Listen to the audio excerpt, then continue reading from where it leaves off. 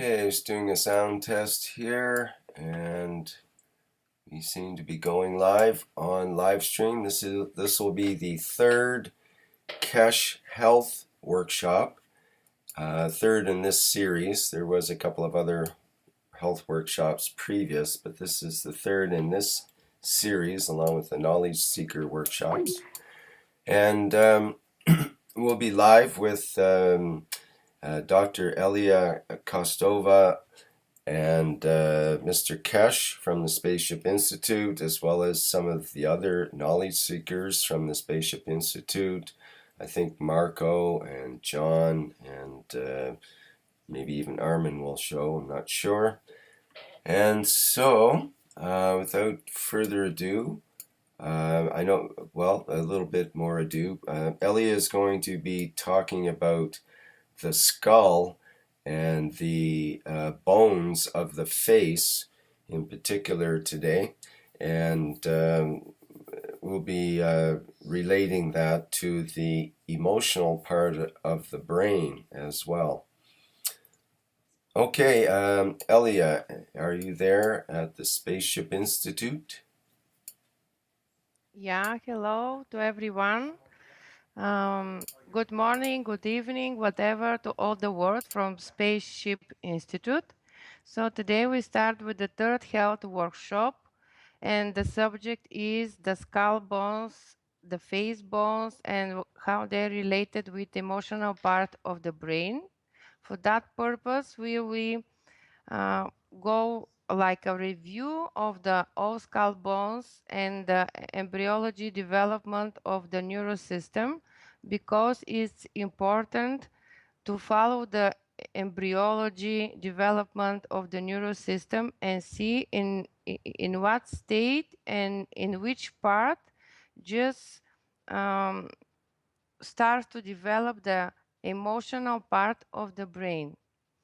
So we started with the first picture. Please, Rick, could you show on the live stream? It's number 0 in your list. It's not that. The number 0. The face picture is just picture for a live stream announce. Find the 0 picture, number 0. They are just numbered like a pictures.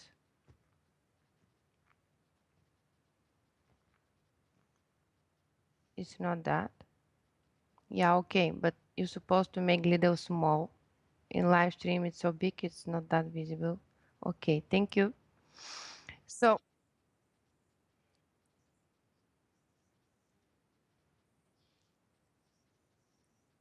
yeah, the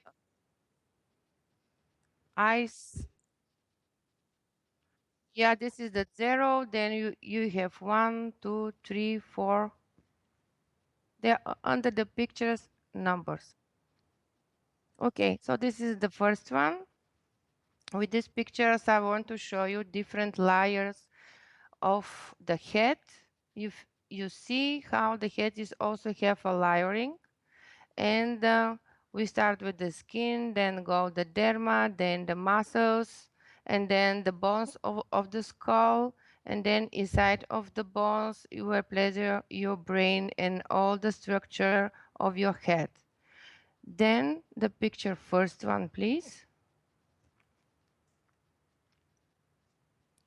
We delay.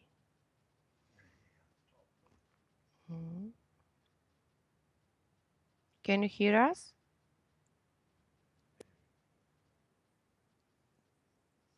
Now the next one. First. So yeah, thank you. Yeah, this is one. Okay, yeah, this is the first one. Okay. So on that picture, you are able to see the bones of the skull. Actually, the skull separates in two parts.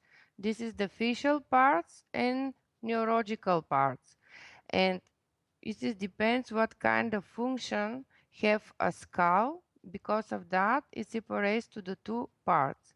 The facial bones, they are really up to 14, and their function is just to form the face and to keep safe all the structure which is behind the bones. The the bones of the face is the bones of your joints. This is the lower joint, what is the mandibula. The upper joint is the maxilla. Then you go to the zygomatic joints, which you form it your bottom of your eyes orbit. In the middle of the face is the bone are the bones of your nose, and the structure inside of that bones they are formed separation of your nose. It's important because of the how much air and canalize the amount of the air will pass from environment inside of your system. Then you have the bones which formed your eyes orbit. Everything of that is belongs to your face. Other bones, which is much bigger and much wide, they belongs to your neuro skull because they are formed the cavity which is the place in your brain. So the next picture, please, is the number 2. It's visible your skull inside in like you look on site.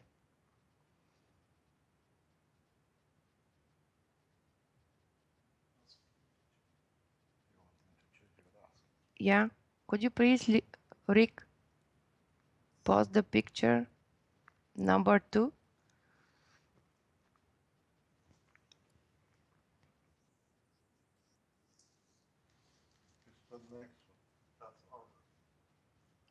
Ah, okay, because for us it's just we stay in the first one, the live stream, just delay. Okay, so the yeah, sorry. Yeah, sorry. Okay, so for the second picture, you're able to see the skull on site, and there are all the bones of your neuroskull, where your brain just plays it. So the first one is formed your forehead. This is the frontal bone. Then goes to your partial bone, which is the bigger and white one. And then you go to your occipital bone. On side, this is the temple is made the side formation of the skull. This is the temporal bone, is like that. Inside of the temporal bone is the acoustic bones which made your ears, inner ears. So on that place between the temporal bones, the zygomatic bones, and the mandibula, you form the joint. What you just keep in mind this joint because it's important of explanation of Mr. Kish after that. That joint which is formed between, I just repeat, the temporal bone, the zygomatic bone, and mandibula, they formed the joint connection between these all bones, and this joint is so important of relation between your physical and emotional part of the brain. Just keep in mind this joint. Okay, then just 1 second. The next picture is the same visible. Then could you please, Rick, put the number 4? The number 4 just give you view is like on the bottom of your skull. And from the bottom of your skull, you're able to see in the middle one hole from where just go through the spinal cord through all your spine. Okay, so this is the bottom of your skull. Again, just find out on the picture is written mandibular fossa. This is the hole where the lower joint just make the connection with temporally bone and the zygomatic bone. This is some kind of hole. This is for purpose made it there. and related with the joint, what I mentioned you in the previous picture. So that area, it's important, again I say, to make a connection between the emotional part of the brain and the physical part of the brain. Just keep in mind again. Okay, I just give you the clues about the skull. It's not that anatomically lecture. I just give you the point what is the important of explanation of Mr. Cash after that. Okay, then we go to the number 5 picture. Number 5 picture represented you development, embryology development of nervous system. So we are ready or not? Because, okay. Okay, thank you. So the embryology development of the nervous system started in the 3rd week of embryo development in the womb. It's important that nervous system formed from ectoderm layer of 3 embryology layers. They are endoderm, ectoderm, mesoderm. So, in the 3rd week of embryology development in the womb, from ectoderm starts to form the neural plate. This is the outside layer, new one, above ectoderm. And it's important for you that knowledge to know because ectoderm is base of your skin. So above your skin, may say that, you formed your neural system. And then we'll be get at what is the relation and what that important it is. So you see on the first part of that picture, 80 days. So 80 days you have formation of the neural plate above of ectoderm.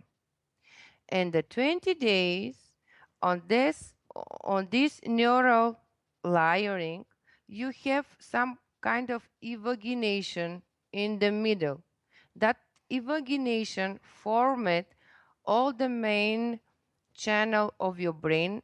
From that evagination, after weeks, starts to form all the ventriculars in your brain, and the end of this evagination goes through spinal cord down through all your spine. So in the first part of the picture, you see how is formed your brain, central nervous system.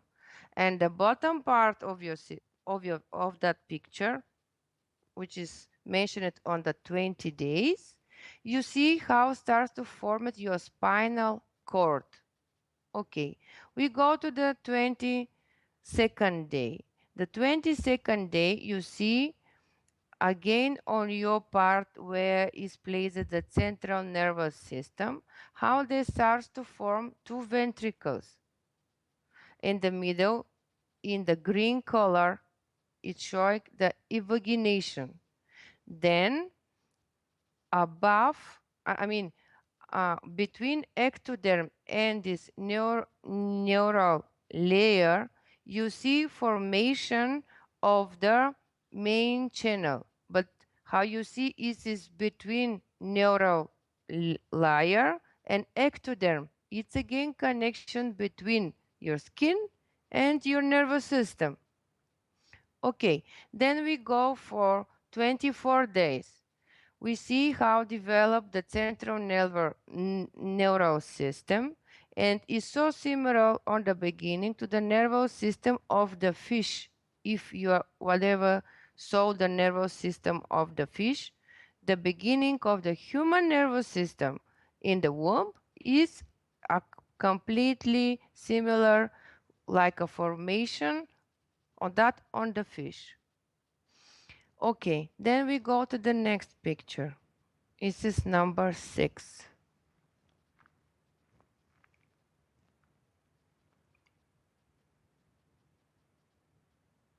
We are ready? Okay.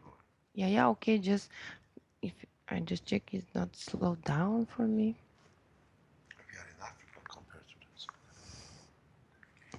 Okay, so this picture what they show you, and the fourth week of your embryonal development, from this neural layer start the formation of neural tube, and this neural tube separated to the four part.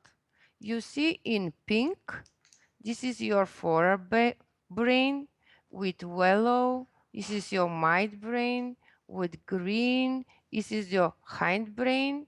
And with blue, this is your spinal cord. Then, when you develop during the weeks, all these different parts, they starts to be developed to different kind of function. So, from the green part, origin the myoencephalon, that is the medulla of your brain, and the metencephalon, this is the pons and cerebellum. Cerebellum is your small brain, which is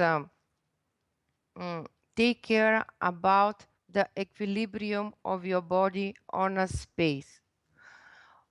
Okay, now you see the border between the yellow and the green part. Just remember this border. It is so important. So the yellow part is formation of mesencephalon. This is the middle brain. And the pink, just formation of your central neural system. This is the diencephalon and telencephalon. Okay, then we go to the next picture.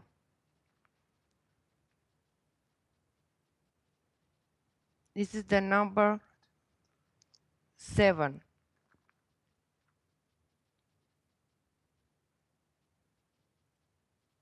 Number 7.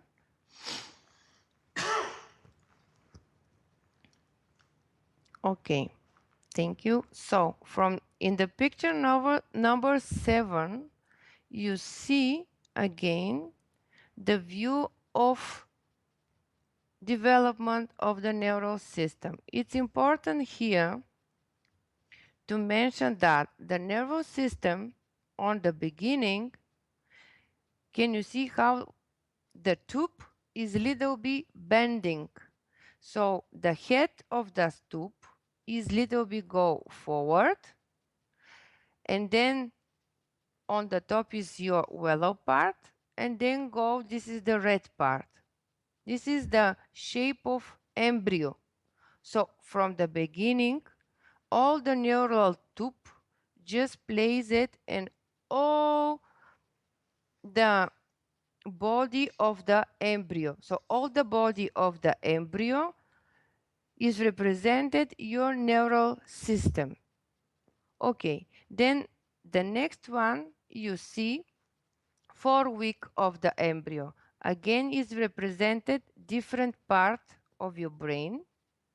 And when you go to the last one part of that picture, you see where is the border here on that color between yellow and between blue. So how you see from the blue part origin the thalamus, hypothalamus, and epithalamus. This is your diencephalon in your brain. So remember the border between your middle brain, what is the mesencephalon, and diencephalon. From there originate the thalamus, hypothalamus, and epithalamus. So now go to the lateral view, and you see where is the border between the blue part. So the blue part consists also the eyes, also your lower part of your face, your neck in front, and your neck behind. And then comes the middle brain. And here is, again, it's important to mention the border between the yellow part, this is your mesencephalon, middle brain, and the blue part, what is your diencephalon. So up to the blue part, you have the gray part. This is your cerebellum, your brain. Okay, then we go to the next picture. This is number 8.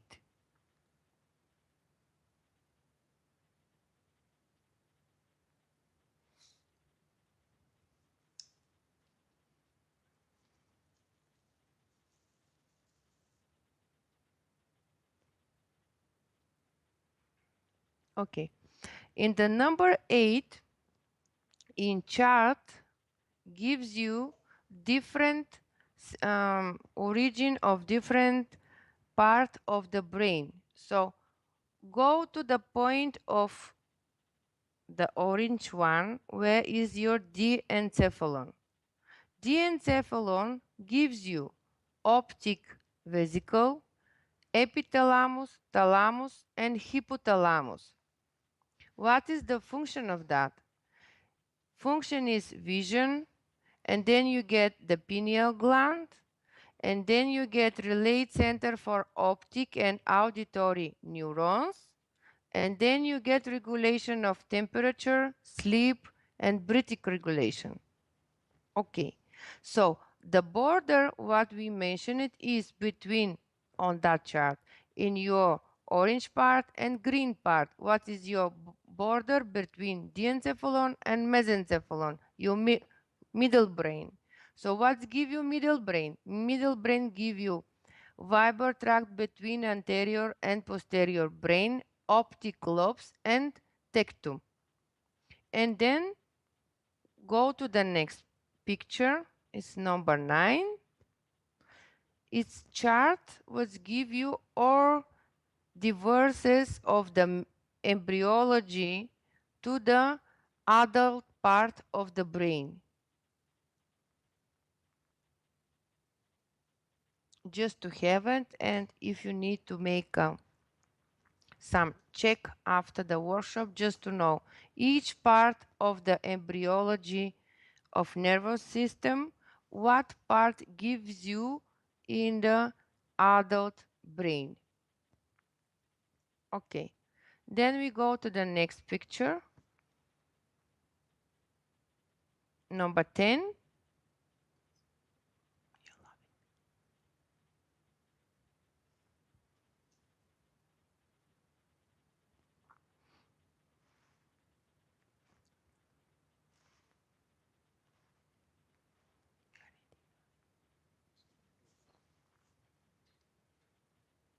Okay, thank you. So these pictures give you like a spiral, all the evolution of the embryo development of the brain to the adult age. So you see how the shape of the embryology gives you different state, is the same state in different kind of animals. So our neural system represent in his embryo evolution all the neural systems of different kind of animals, from the fish to the human. And finally we get our adult shape. But important in this picture just to notice that how the embryo is just bending the head part of the neural tube forward. It's so important, and remember that point. Okay, then we go to the next picture, number 11.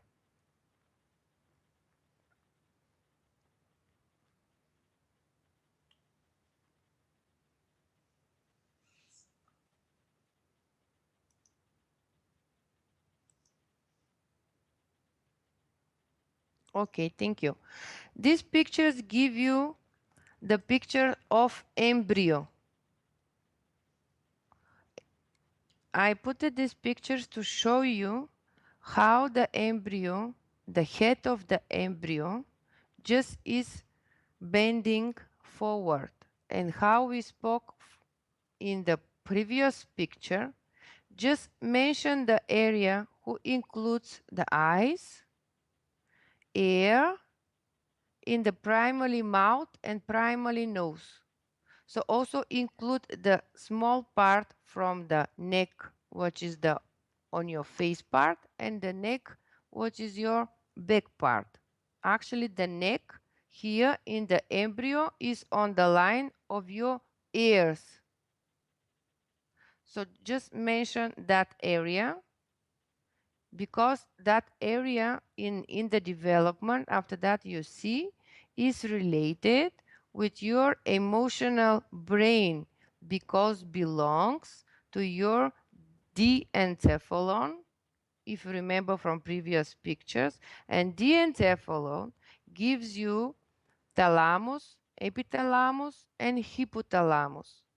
So that area who includes eyes, nose, mouth, ears, part of your neck, which is here like a part of your head, but actually is neck because the head is bended forward, and part of your neck, which is the on your face side.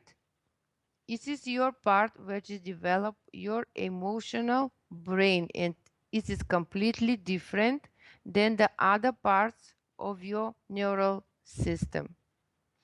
Okay, then we go to the 12th page, 12th picture. This is anatomically picture of brain in adult.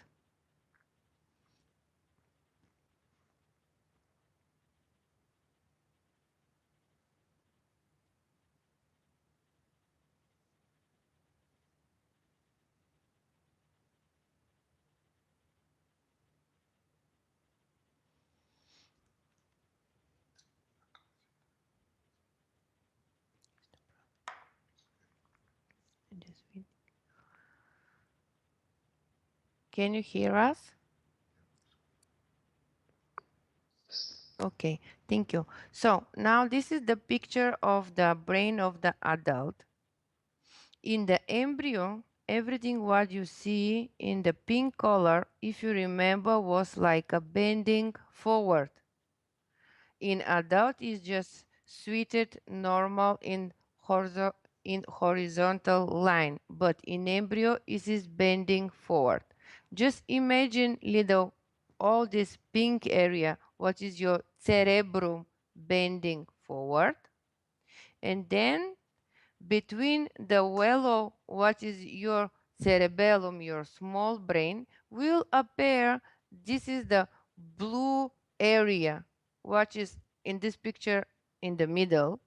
But if you bending cerebrum forward, this area will be between yellow and the pink area, cerebrum. Just to imagine what we spoke from the previous picture. So this blue area, how you see, this is your diencephalon, what we spoke before, and consists the hypothalamus, thalamus, and epithalamus. And during the development, from that area just appear pituitary gland. This is your hypophyse. Okay.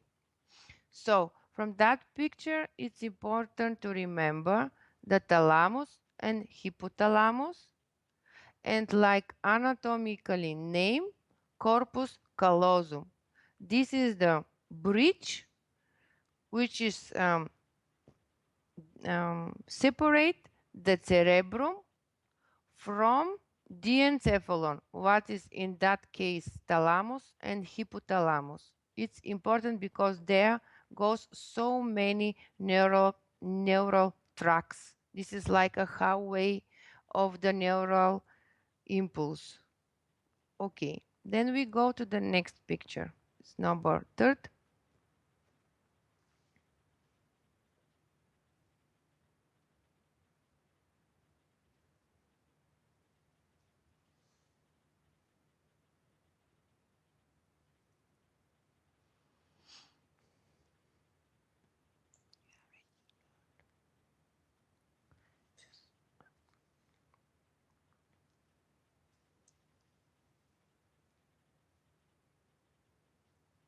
Okay, thank you.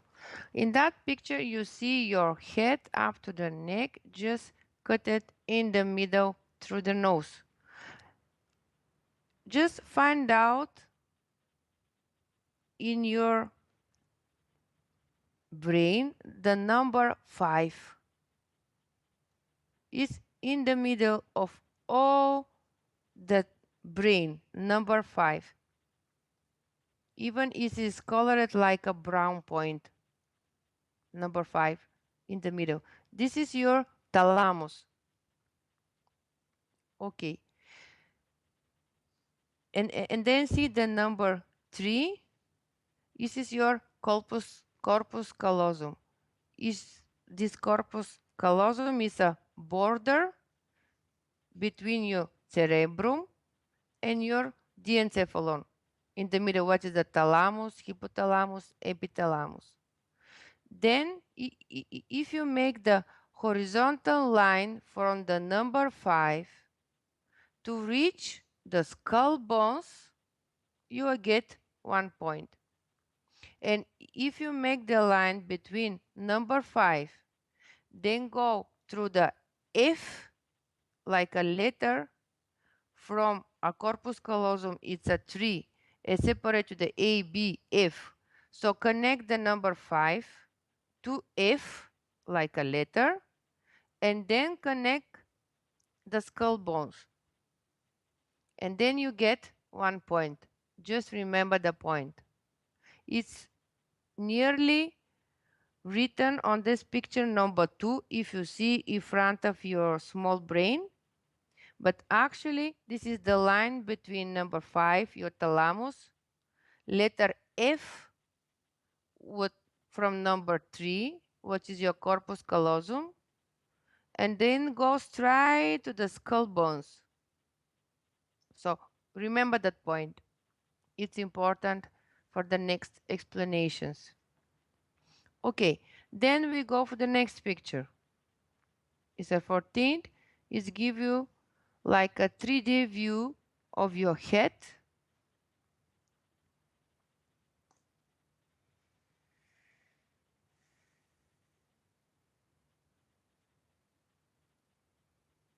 Okay, thank you. So in that picture, you see in the middle of your brain one yellow point. This is in the middle, directly in the middle. And this is yellow point inside of the white capsule. How you see, this is your corpus callosum, what we spoke before. Yellow point. This yellow point is your thalamus. How you see, he just pending in your skull, pending in the middle of your brain, like in 0 point. It's so important. And yeah, in the middle, in the capsule of the corpus callosum, just make like a bridge. In the middle is the yellow subject. This is your thalamus. So just remember the name thalamus is still like in 0 gravity in your head, inside in the middle of your brain, completely in center. Okay, then we go to the next picture.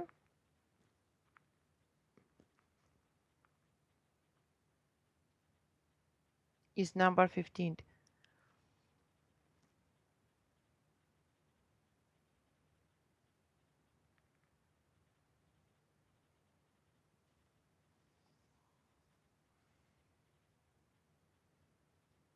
Okay, thank you. So that pictures give you view on your skull from your back. If you remember, I just asked you to make the line between thalamus straight to the bones. Actually, on your backside of your body, of your head, this point is between, if you see here, is just colored 2 brown spots. So between these 2 brown spots actually is where that line reach the skull bones. And that is the place where you are able to manipulate with your emotional part of your brain, which is your thalamus. So that is the point outside of the brain, outside of your head, like a remote control to your thalamus. So actually thalamus is your emotional part of the brain. If you want to get in touch with that, outside of the head, outside of the skull, on your back of your head, that part is your place where you're able to connect with your emotional part of the brain. Actually is when if you touch your head, it is formed some kind of curve in your bones in the middle. If you touch your neck, go just up in the middle, and finally you reach it one curve on your bones. There is that part. Okay, the next picture. This is number 16.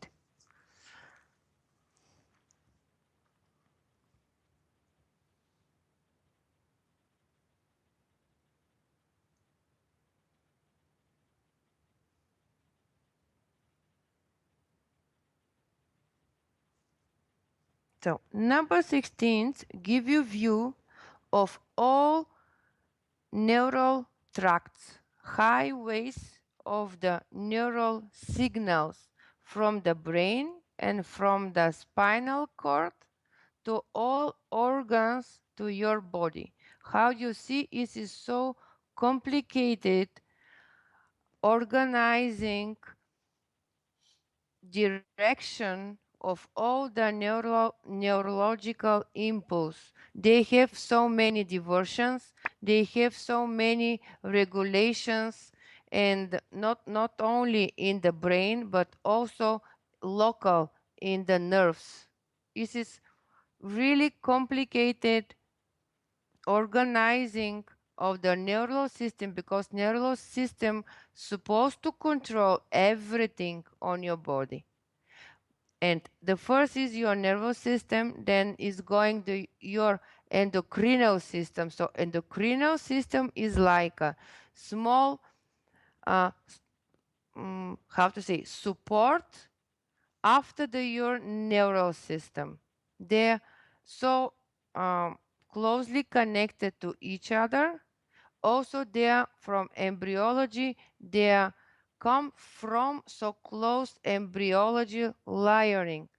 And it is for purpose also. Just I show that picture just to have in mind how complicated is organizing everything. And if you want to be connected with some organ, if you manipulate the tract from the beginning in pons or spinal cord or medulla, the beginning of the tracts is when you see some red spots like a bottom on a spinal cord. If you start to manipulate the impulse from that part, you see how the impulse spreads through all the highways of the nervous system to the different organs. So for only one root point, you are able to control and to change the function of the different internal organs of the different parts of your body. Only for one point in your spinal cord, in your medulla, or in your cerebrum.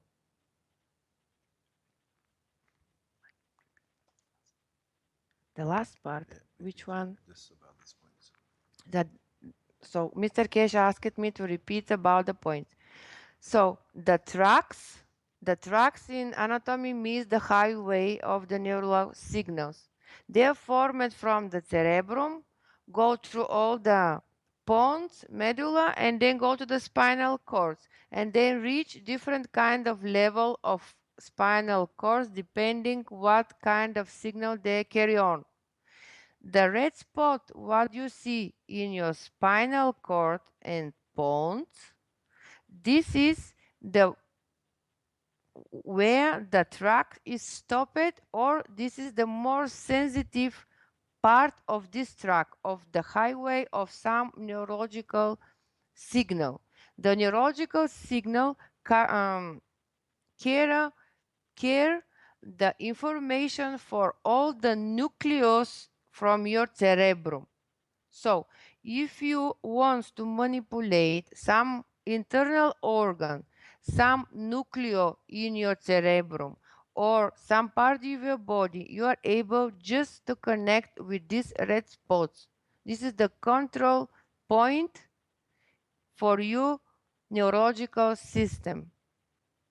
It is important if you want to make some device to control the functions on your body. That's why I just show you that picture, just to see if you connect with the red spot where the signal go on. If you're following the colors, you are able to see which one organ you reach.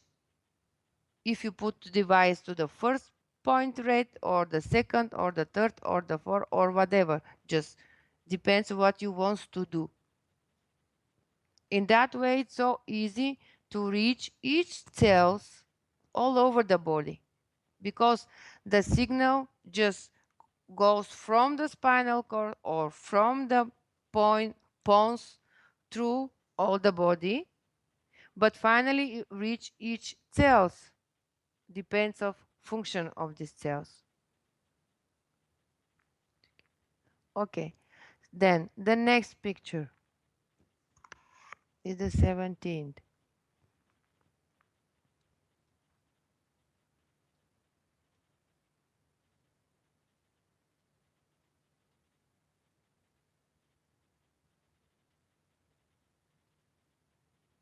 Okay, thank you. This picture give you view of 12 nerves where they come from your brain.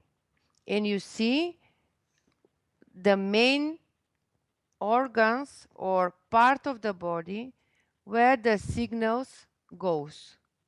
So, for the purpose of our explanation, it's important to see trigeminal nerve. It is number 5. And the number 7, which is the facial nerve. The important of explanation after that of Mr. Kesh. So you have a map, just find the number 5 and the number 7. Okay. Because there are two types of nerves come through your face directly, and they pass the area of the joint what I mentioned you on the beginning, formed from mandibula, from zygomatic bone, and from temporal bone, the joint of mandibula. This is your main joint between upper and lower jaw. These two nerves, 5 and 7, just pass this area. So also this area, if you remember, belongs to your emotional part of your brain. It means if you applicate something on that part, and if you want to reach the brain, you are able to reach the brain from that part through these two nerves, trigeminum number 5 and facialis number 7. So that is the logic.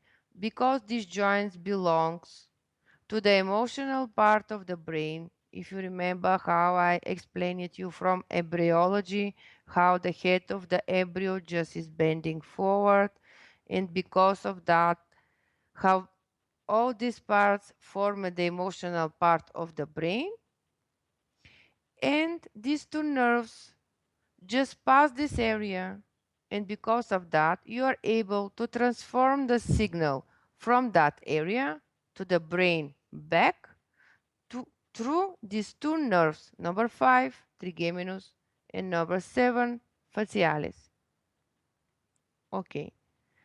Next picture, number 8, is the same like previous, just I give it you to have more view and to able to understand easily what we speak about. I will be not explain because it is the same just to have it.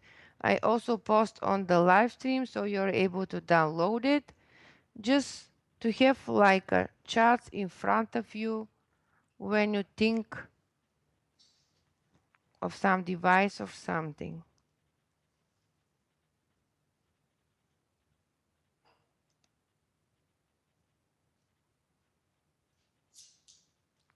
Okay, the next one is 19th.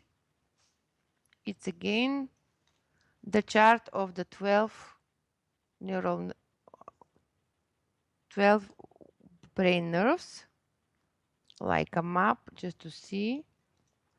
And in the 19 pictures is given to you how the 5 nerves reach different point of the skull.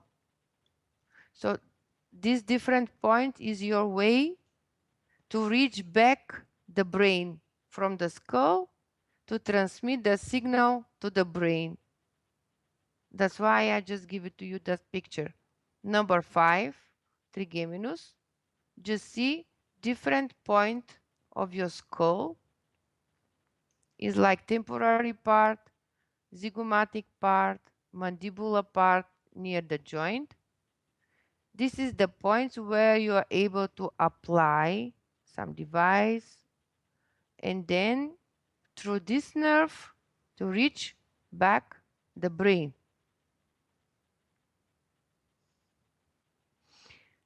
Okay, the next picture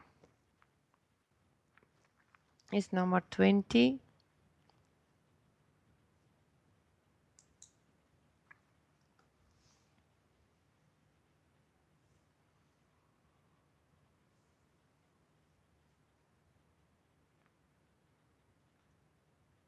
Yeah, okay, thank you. I give you this picture just to see, this is anatomically pictures, just to see how they really looks like these nerves. So in front of you, this is your cerebrum, this is your medulla, your pons, your cerebellum, spinal cord. Then you see how teeny they are and how they spread to so small branches. And then they goes through the body. Just to have real view what they looks like. Okay, then the second verse.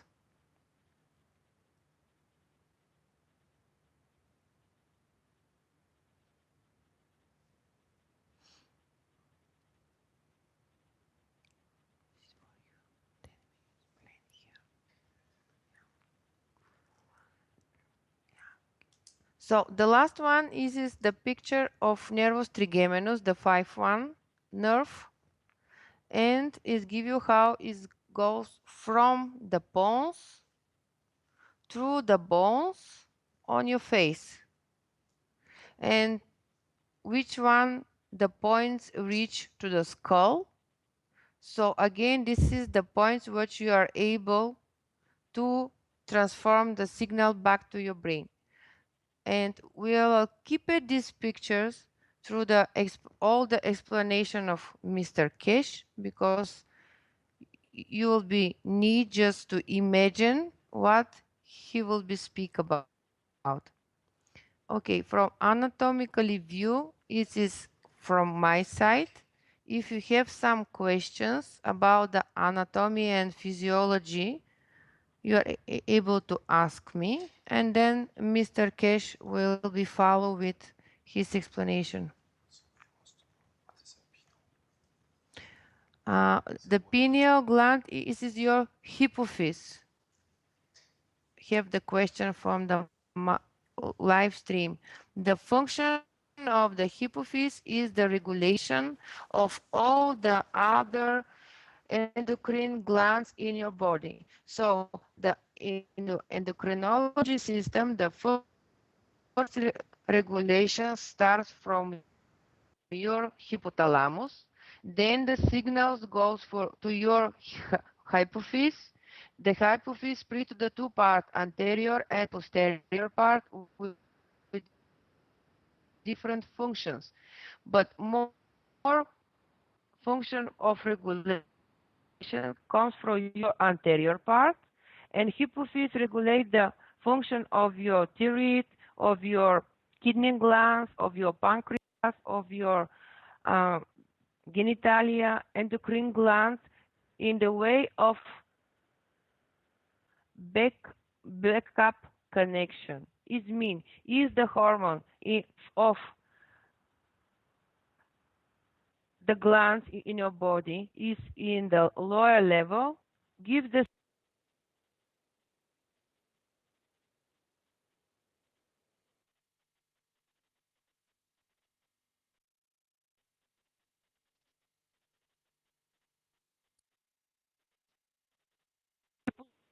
thalamus.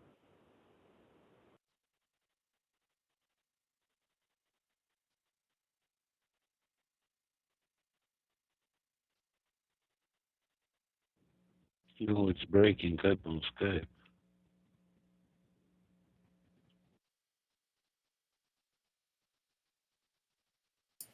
We seem to be having some trouble with the sound on Skype. Seems to be disappearing. Let's see if we can fix that. Maybe internet again or something.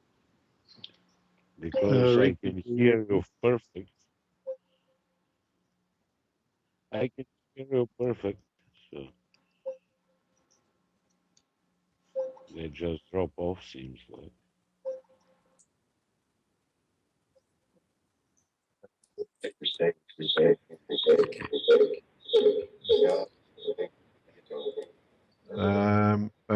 Can you hear me?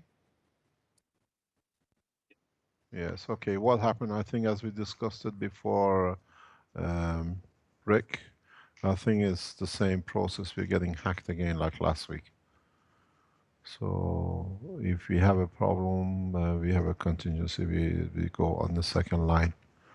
I pass the headphone to Daniel. Okay, I will repeat Thank you. about the function of hypophyse because I think you didn't hear that or you hear. You Rick, probably hear should us? repeat that, Elia, just so to For make sure we got it. hypophyse. Okay, so the regulation started for hypothalamus, then comes hypophyse, and then all the others endocrine glands. The main regulation is from hypothalamus. Hypothalamus regulate the hypophyse, and hypophyse regulate other endocrine glands. They have. I asked Rick to switch off his video. Rick, could you please switch off your video?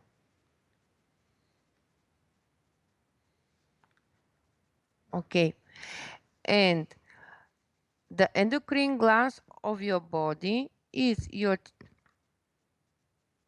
thyroid glands, your thymus, your kidney glands, pancreas, and then the glands which belong to your genital area. And the connection between the peripheral endocrinal glands and hypophyse is the connection of the back-up connection. Is mean if the hormones in your peripheral glands go less in the blood. So hypophyse directly is informed that she has to increase the regulation hormone. She increases the regulation hormone and then the glands starts to produce more hormones of itself. if something happened with hypophyse and regulation just disappear from her side, hypothalamus starts to produce more the regulation hormones from itself. Then the hypophyse starts to increase her hormones, and then the peripheral glands. Yeah, this is the function of hypophyse. So the first is hypothalamus, then hypophyse, and then the all other peripheral endocrinal glands. Which one of these regulate temperature directly? Directly regulate thalamus. Also for the temperature you have a nucleus, which there compare the temperature of the body and the environment. The signal format in that nucleus, then inform the thalamus, and then they make the temperature of the body. I just read the question in the live stream. If someone else have the questions.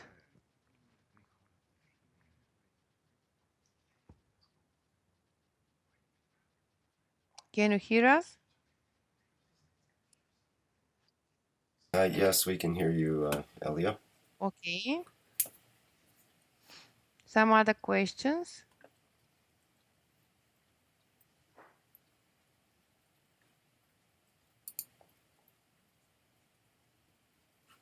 I guess your explanations must have been good because nobody has any questions. I got a question. I hope with so. you. I Wait just a want minute, to be wait a minute. useful for you. You know, it's just. I hear Ludmill coming through here. Yeah, it's I usually a asked for a nasty thalamus. question. Thalamus can regulate the recycled plasma. What is the meaning of recycled plasma? Danielle Murphy. Just could you please write more precisely the questions because I not getting the idea. Thalamus then regulate recycled plasma. We talk about it. Okay, Mr. Cage said he will be answer. Kerwell Vries, what about the pain? What about the pain? What do you mean? Where do we feel it? Pain, but pain have so many causes. Where do we feel it in the brain? In the brain? Yeah. In emotional part? No, that's a physical. Where do we feel the pain physically in our body, in the brain? If I hurt you, if I pinch you, where do you feel it? You don't feel it in your emotion. You feel it in your brain. Which part of the brain is responsible for pain? They have different kind of nucleus.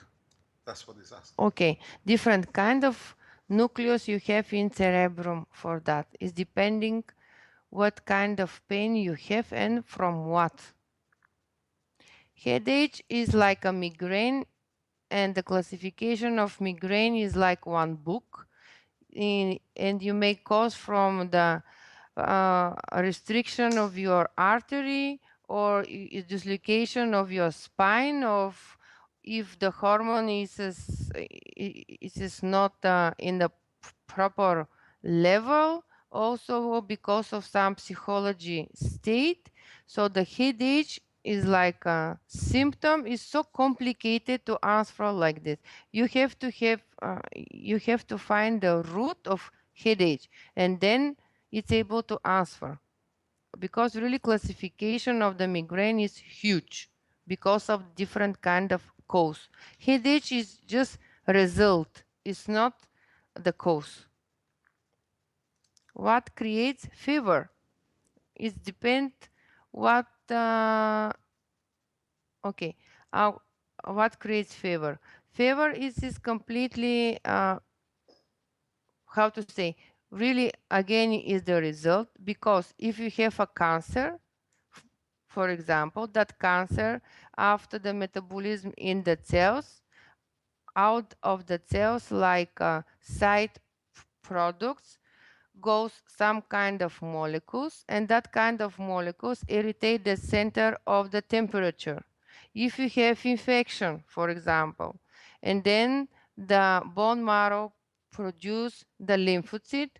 When the lymphocyte goes to the bacteria, virus, whatever, they eat them, and from that eating and again started the assimilational process in cells, they produce again the side molecules which cause the temperature because of this assimilational process of lymphocyte of the bacteria, virus, some other microbe, whatever. So the temperature is again the symptom, is not a cause, regarding of the cause.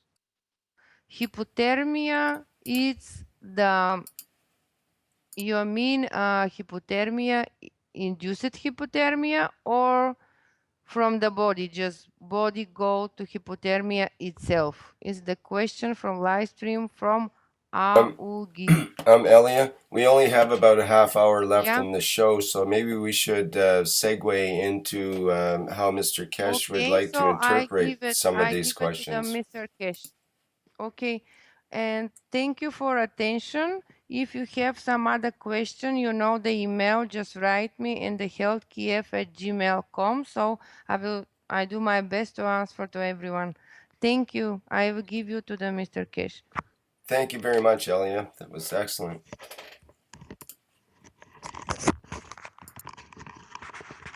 Hello, good afternoon, or good morning, or good evening.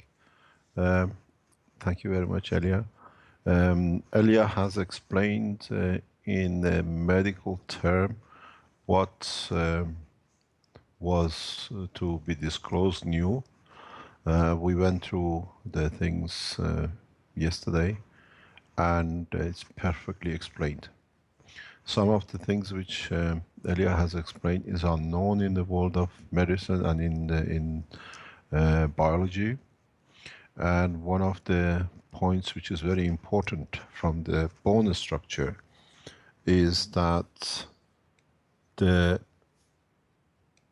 borderline between the emotional part of the body and the physical part of the body is the jaw of the man. Anything above the upper jaw, part of the skull, is built, developed over billions of years to protect the emotional part, which this is what is the most important part of the whole creation. So what happens? The emotional part, which she showed you on number 5, is the essence of the whole being of existence of the man.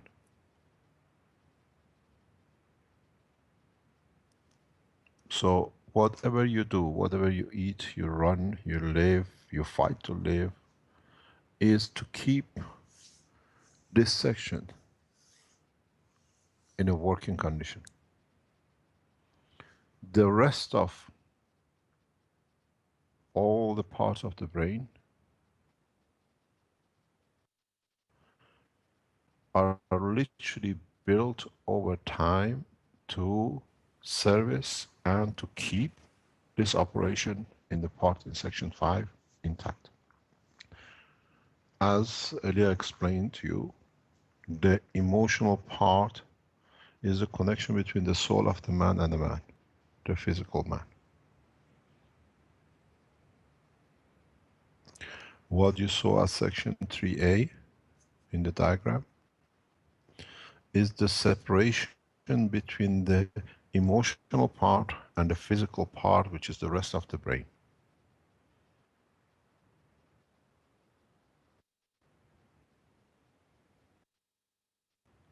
So, in fact, what the body has done over millions of years has kept the control of the emotional part in the hand of the section 5.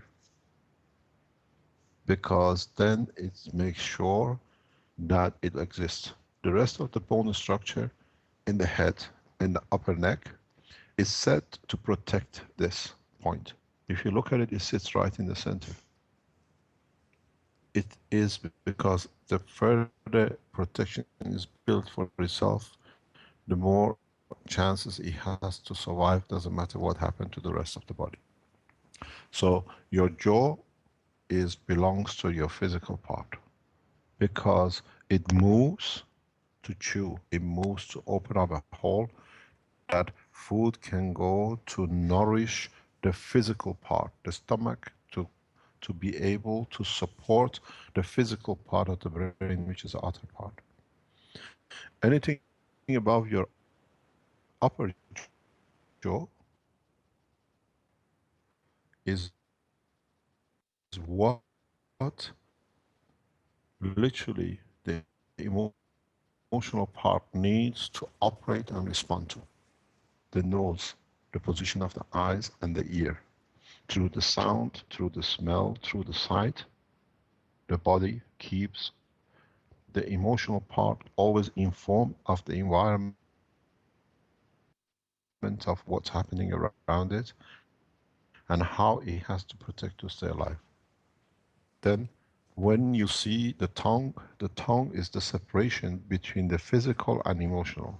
That's why the senses on your tongue are connected to the senses in your nose. The smell, which sits just above your, just between the two eyes. So if you put the rest of the structure of the body, all the bones and everything else below aside, the control room sits in this part, in the skull, in the upper skull. The same thing is what we call the pituitary gland. This is again part of the emotional part. If you look at it, it is connected directly next to it. Because the brain even has given autonomy to the physical part of the brain to do the rest of the thing for itself. But just in case if something goes wrong, it still needs connection and control because it's part of the slavery which exchanged. The physical part is the leech. If you look at it, it's actually leech is sitting on top of the emotional part. So as Elia explained, this gland is directly connected to the rest of the glands. As I've said in the previous talks, the glands are substations, subsidiaries of the brain. And now you see it in the picture, you understand exactly how the body has done. The brain, the emotional part, has protected itself in a case, in a spherical case, which is shape of the control room. It's very much like the reactors. It penetrates from the center to the outer boundaries, which is your brain. And the further you go in the brain, the most remote part of the physical body receive the information. If you look at the position of number 5, which is the emotional part, the first pictures was shown is directly connected to the eye's retina. The first split comes with retina, which means I want to keep an eye on everything. I want to be aware of what's going on around me. Then, from the above, the separation between the emotional and the physical, the further out you go, there is less need for existence. If it's not there, I can still exist. Look above where it sits, the two half of the brain, the upper, immediately above the separation line, is a control of your upper arms and upper legs. As you go to the boundary outside to the near the skull, you have the control to the lower arms and lower legs. And as you go further down sideways, you have the controls for the fingers. So the brain in the emotional part has decided what the physical part gonna go and look, and so it has spread its position and the shape of the bone structure to allow what it needs to do. So your emotional part dictates the shape, the size, the cavities of your physical bone of the brain. And to that extent, that goes back to what we talked last time. Then it decides how it's going to feed itself, how it's going to look after itself. And that is why, for example, when you get excited emotionally, your breathing goes up and down. You breathe harder, you breathe slower, because your breathing, your eyes and your side is part of the control system of the emotional part, which is the soul of the man connected to. So it is very easy to see how the rest can be and will be literally non-usable in deeper space. This is, as we always say, Keshe Foundation Space Technology, and what we do is to understand how we cannot necessarily transport the man into a space as totality. But if we can, in a coming time it'll be done, you can take this part of the brain, which is exactly your thalamus, with you, and you'll find a new environment anywhere in the space, and you can keep it energized and alive that it can function. The man will find a new environment to reproduce the shape of the physical part to fit that environment. So when the time comes, man in deeper space finds new locations, like you go from, let's say, from India to China, you start eating the food and the culture and the customs of Chinese, or you go to South America, the same. When you can take this part of the brain of the man into deeper space where you don't need to carry the whole physicality, then man will adapt his physicality to the environment which is allowed to grow. Necessarily in the new position, you don't need such a big skull because the energy received is totally different.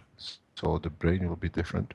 The bone structure will be different. If you are in a liquid state, but it gives you the same kind of field, you don't need arms and legs. You might not need the fins the way we are used to it. We use the proportional in gravity, and you need a smaller body. Then the pineal, the, what do you call it, thalamus will decide what the physicality will look like in that position. This goes back to what I said in some of the lectures before. The one who talk about the no-house boat are the people who came with the no-house boat, but they did not come in physicality of the man.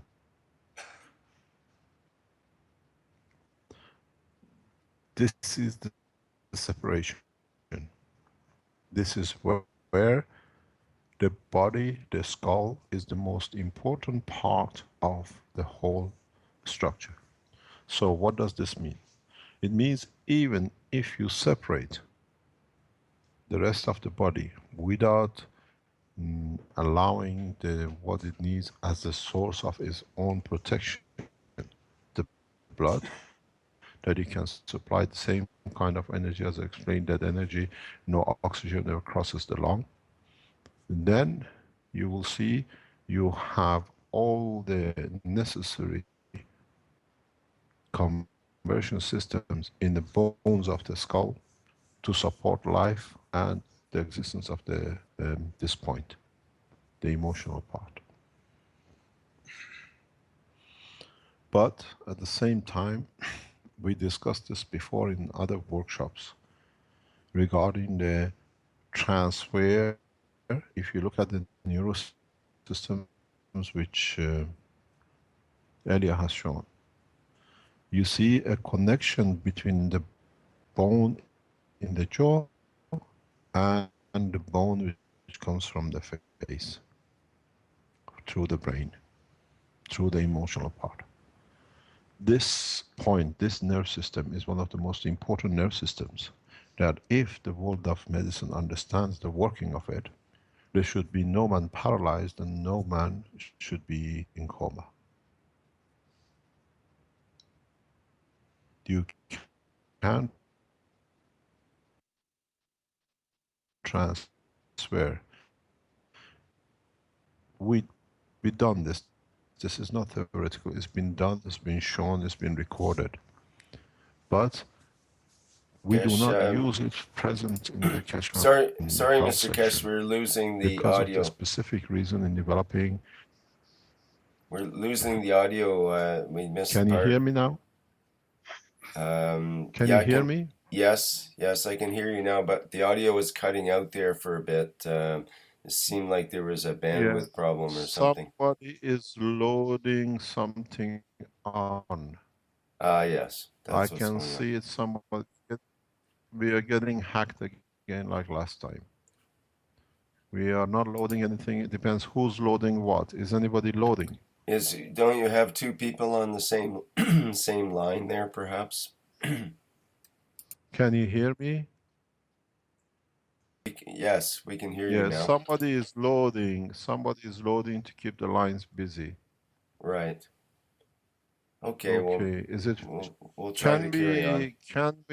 Can we do something? Can everybody move out of the Skype? Keep two lines on the Skype that we cannot be hacked, and everybody goes to the live stream or go to meetings. We are getting hacked. I can see it on the system. It's getting loaded. Yeah, I was thinking it might be at your end with the other line that's being used, perhaps the other computer. But maybe we could. We don't have GoToMeeting tonight right now, so Today. Okay, so no problem. well, Are we still getting cut off in pieces? Let's carry on and try it. It comes and goes. Sometimes it's clear. Yeah, I can see it. We are getting hacked. I see the circles. They are working to load up. They're loading the lineup. They're sitting on the server. I can see it through Elia's system that it's getting loaded. Nobody's loaded any pictures on. We're getting loaded. Can you hear me? Yes, can hear you clearly now. So, well, let's. But if we get cut off, John, is your line open? We go on the John's line. We do it that way. Let them stay busy with it. Okay. Just if you want to keep the cache foundation line off, you're not down then. Yeah. Can you hear me? No, not yet.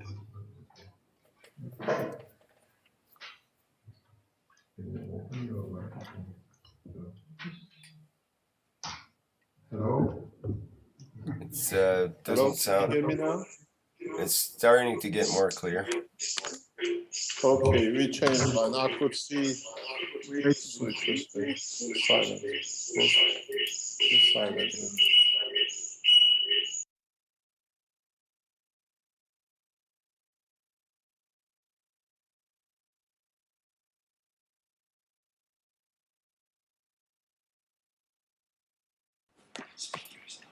Okay. Hello. Yeah. Okay.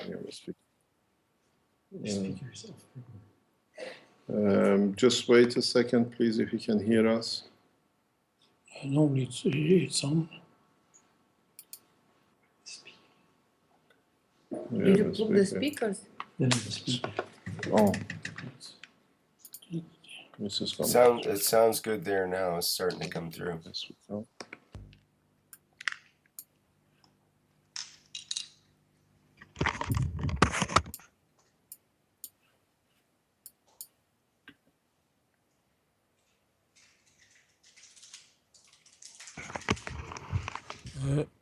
Rick, do you hear us now?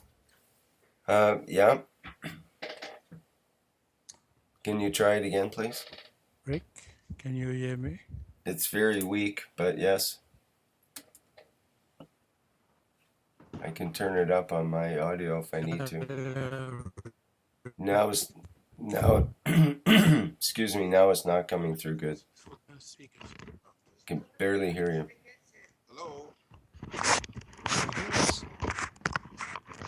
Hello. Now I can hear you clearly, yes. There's a headset. That's it. We can hear the headset. This is what you speak. You have to speak the headset. Headset is USB. Hello. Yes, that's Can you very hear clear. us? Really good, yes. It's the maximum. Just see if it can be heard.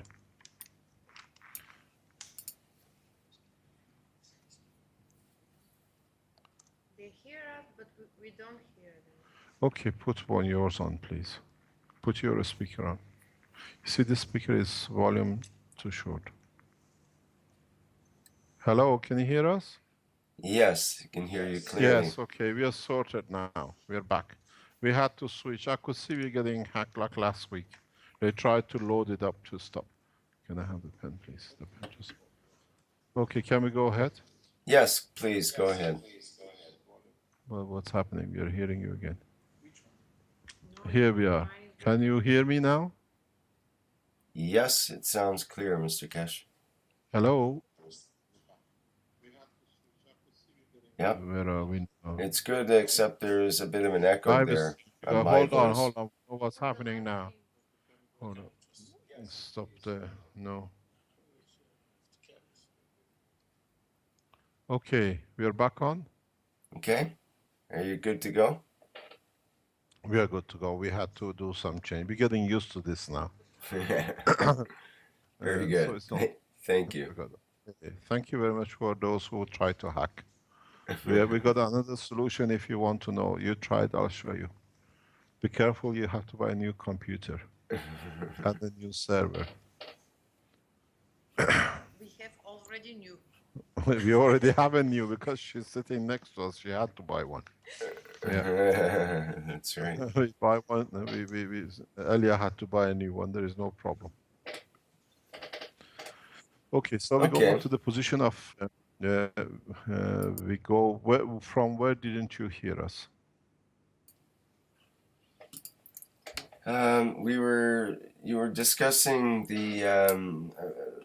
the parts of the brain with the emotional parts in the center, and we were looking at that image that's on the live stream with the you were discussing the upper part of the brain. And did you understand the separation between the jaw, the physical part, and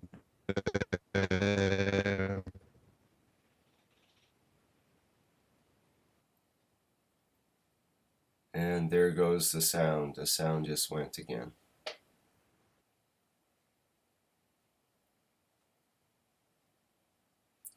Hello, Spaceship Institute. Can't hear you there, Mr. Kesh. Yeah. Can you hear us? I can hear you now, but it cut out there. I couldn't hear it all. Okay, it says here, somebody says that... Soul connection of the body control. Okay. Daniel says, you reach soul connection of the body control. Okay, we try to retract back. Can you hear me clearly now? Yes. Okay. So I'm going to go back on try to wherever we stopped as far as I can remember, and then you can add. What happened, I explained that there is a connection. The connection of in the jaw is the connection between of the physical part of the body. And it has no connection with the emotional part of the body, which is the upper part of the head or upper jaw. If the physicians understand this, and as I said, we have recording of this, we have videoed it, you can change paralysis of any part of the body as long as there is no nerve cut, especially in cases like coma. You can transfer the working part of the brain, of the physical part of the brain, to the nerves in the lower jaw. Once you establish the nerve system, because it's controlled through the connection with the physical part of the body, then you find the position for it back in the physical part of the brain once you establish the working of this. I'll explain to you what this means. In the coma case, I've explained this before.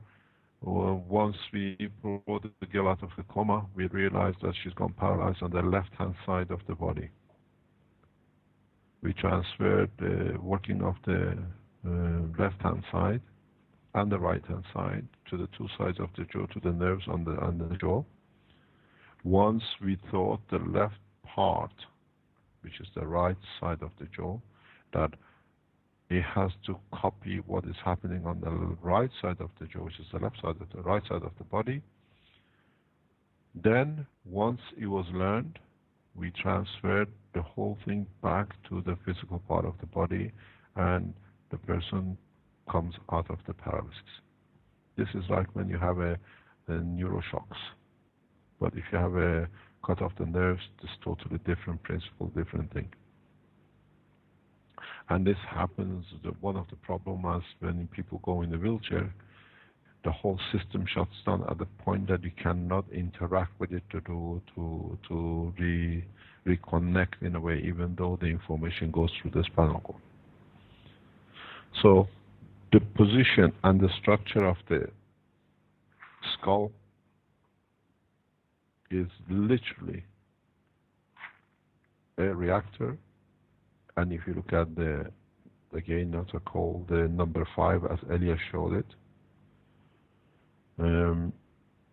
it's exactly placed from birth in the condition, in the place where emotional part can function, and at the same time the connection between the emotional part, the ears, the eyes, and what you need to know about the condition of the survival and guaranteeing the survival of the section 5 is done by the brain itself through the facilities which is made for itself. Ears, to be aware of what is around, that it cannot endanger its existence, holds directly to the nearest part of it. Eyes, the holes that the light, the information in a digital form for it can be absorbed, that it can protect, survive itself. Nose and the sense of smell, to be able to understand what is going on, which is not physically, dimensionally detectable, which is not the smell. A smell is three-dimensional gas.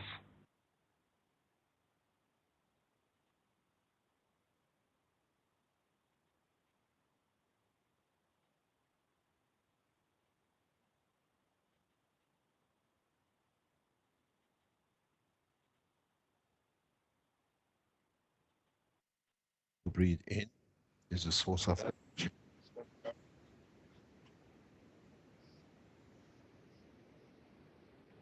Yeah, okay. What was the last thing you heard? You were discussing about the nose and smell, and then just the last sentence that you said was Okay. it was started to break up, and about the three-dimensional gas aspect. Yeah. Okay.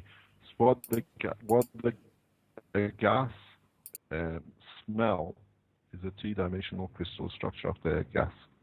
That's why it spreads and it covers the environment, exactly like gas. It covers the environment is given. That's why you can smell anything when you go in a room. So the smell is important to the life, the survival of the emotional part of the brain. Because if you're in a fire, you cannot smell it, and your back is to it. The life, the survival of the Thomas is finished. You die. Because you cannot smell what is the condition. The reason that at the same time the tongue is connected to the sense of the smell is because what you taste guarantees should be, even though it's to do with physical part. If you eat a poison, you don't taste it, you don't taste the wrong food, then it can endanger the survival of the Thomas. So it has connected part the taste to the smell. again as a line of assurity guarantee that it stays alive itself. In fact, if you look at the rest of the skeleton, the whole structure on the top can exist without it. We see ribs being replaced with titanium. We see bones in different part of the body being replaced with everything else. But because they have no purpose for the structure except protecting what guarantees the life. In so many ways,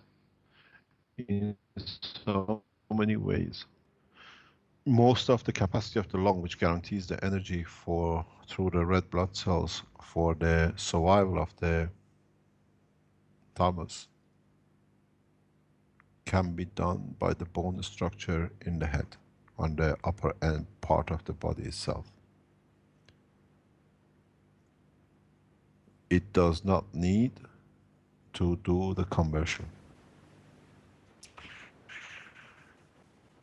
As I always say in all the talks, what you eat is 20% of the total energy the body needs. 80% is absorbed from the environment. And the shape and the structure of the brain, especially in man, is being fixed in a way that centralizes all the energies which come from any direction right to the position where thalamus is. It has guaranteed its survival without the existence of the rest of the arms and the legs if it needs to be. That's why in some tumors, some brain cancers, they can take the whole top of the brain out, but the person is still alive and can function and judge, have feelings, have emotions, even though they cannot move their physical body. So if you look at the whole structure, the bone structure of the skull, it's very much, it's exactly, depending on its tips and holes. As somebody said, they could make a nuclear, what do you call it, gravitational reactor from a coconut. It's a coconut. And the center of it is thalamus. So all the fields, it's like the way in your reactors, you put in a nano-coated pin in the middle to centralize all the fields of your gases that it cannot go anywhere. This is your thalamus. This is the essence of the creation, the rest is protection. The way your head is structured, the way your bone structure of your face or your upper part of your head is, dictates how much energy in which direction is absorbed by which part of thalamus, which then that dictates your behavior in respect to positioning your souls, in respect to your physicality. So you will see people with a certain features of the brain, they have the same characteristics, because the same kind of radiation is absorbed from the environment, which is focused to the center.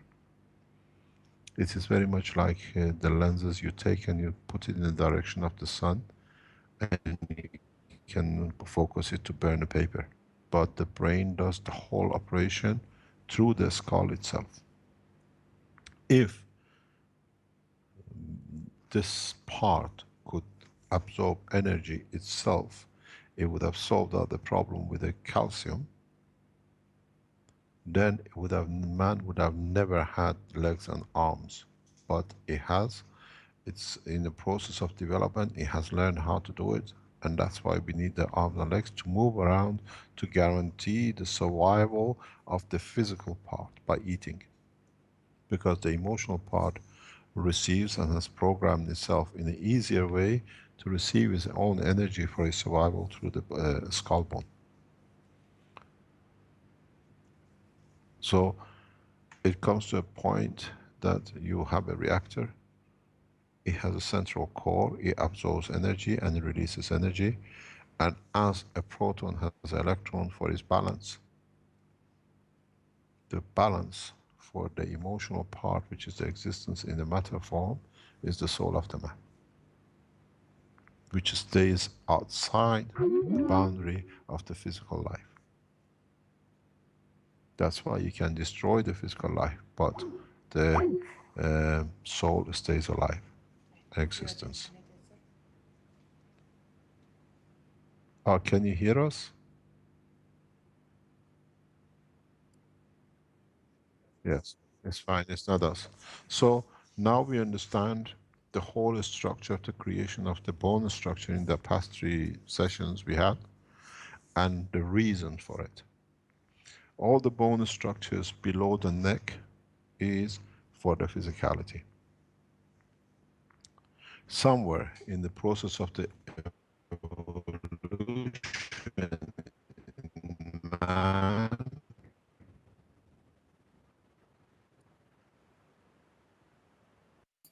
There goes the sound again. Something must have come in there. There's some communications or something.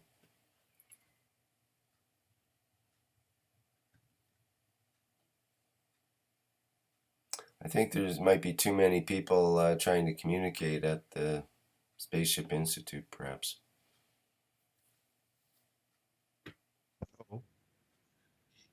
hello?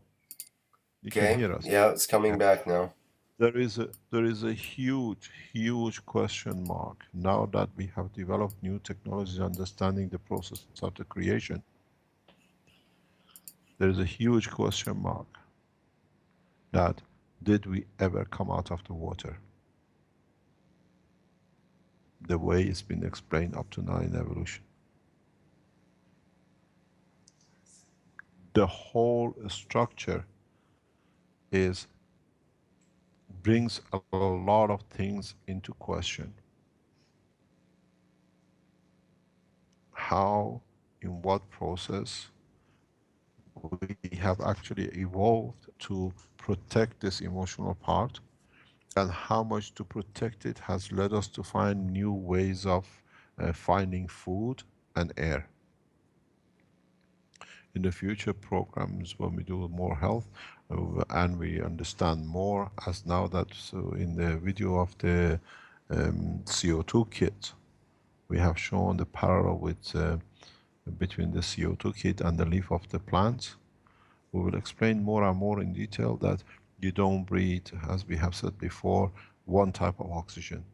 You breathe cocktail of the oxygens of different energy, magnetic, gravitational level.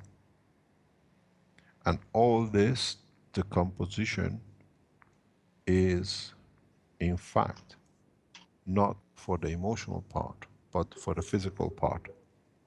So in totality, the whole bone structure is for the physical part, not for the emotional part. And so what happens when you have the emotional part? The instant that your emotional part is created, even in the pictures which Elia showed, you see that the protection side, the operational control system of the physical part is spread on the top, and the emotional part, the thalamus, goes right in the center to protect itself in all conditions. There is a lot of questions in respect to physicality handicaps due to the lack of oxygen and the position of the emotional part of the body, of the being. All these can be rectified. Because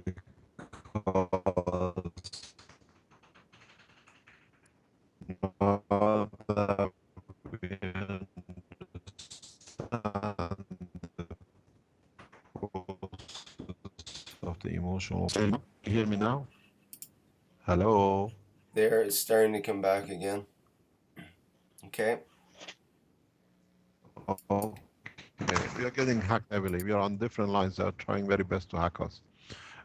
It's no problem. So, as I said, if you have people like with when they are born with a lack of oxygen,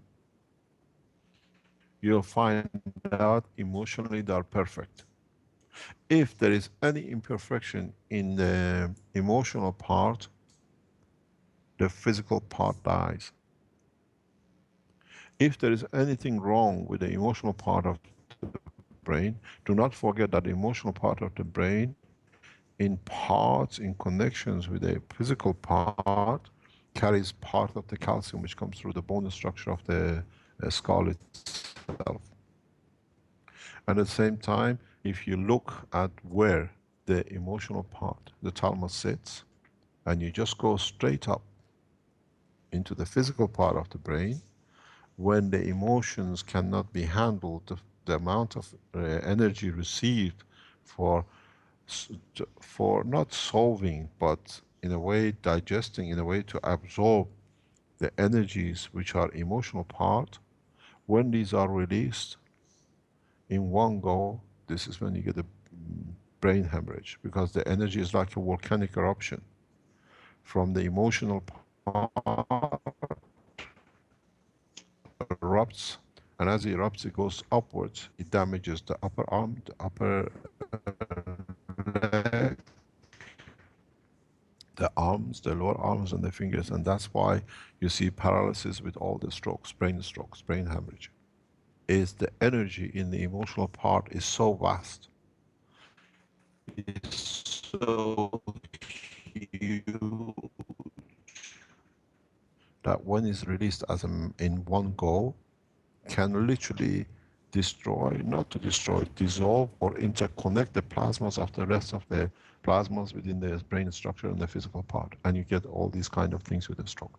That's why when you have a stroke case, you always try to solve the emotion, and then you find out through it, the physical part will solve in a matter of time. Sound is bad, we don't, better now. So the whole structure goes back to one thing. You have a reactor, you call the skull, and this reactor has a center point which all the energies from it, according to what the soul decides in conjunction with the emotional part, dictates the structure of the skull. Then you create the man around it in the long term as the man grows and matures. The shortness, the height, the shape of the face, the shape of the fingers, the shape of the arm, the shape of the bones, the toes, all decided by the emotional part in respect to position of the soul in its living part. When we run reactors, we show you this in physicality, how reactors interact. You find happy reactors, you find angry reactors. I've said that before, we've seen its operation. So, in fact, once the thalamus is, the first seed of thalamus is set, it creates its own sphere and the energy point, and this energy point has to connect with what is parallel for existence, which is what we call the soul of the man. And the operation and the position that soul is going to have in the environment of where it is as its own, what I call universe of the souls, then dictates the shape of the man. Because the destiny is set in interaction. As much as I always said, you pray for the soul, through the soul you affect the physicality of the man.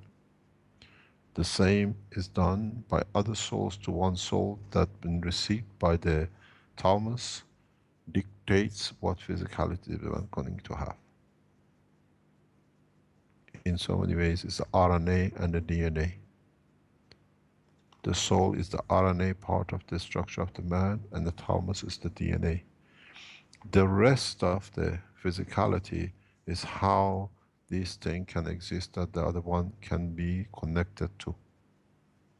So at that point, in that way, then the brain decides how to structure, or the thalamus decides how to structure the physicality of the structure of the brain in the skull that receives the energies that it needs to operate for what is being agreed or what is being set as an energy level in the plasma in the center.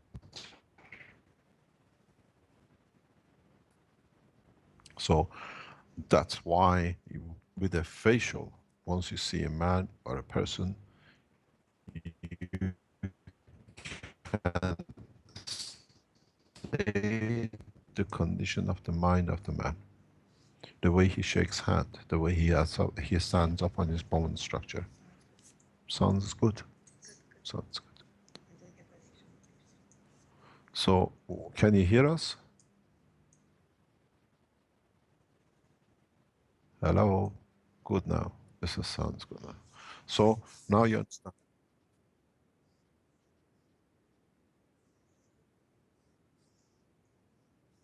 What happens, we are recording this separately here all the time. We can send you the recording of it because the recording can stay. We have a microphone recording. We record everything we say. In the future, if there is any problem with the sounds, we always from the first talks all the time, even when we started the teaching here,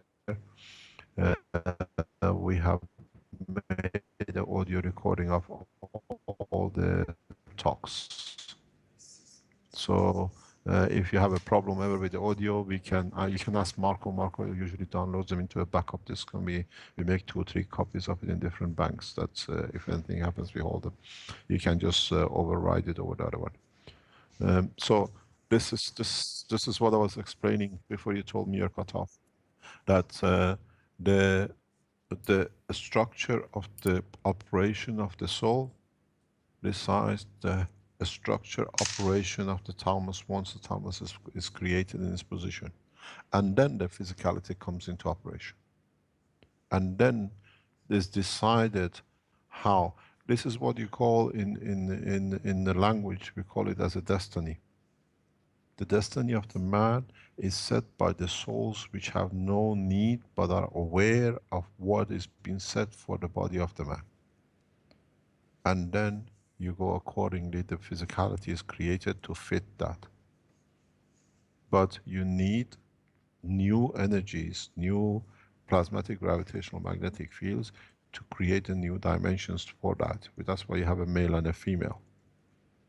Because male comes with his DNA on the physical side and RNA on the emotional side, memory bank.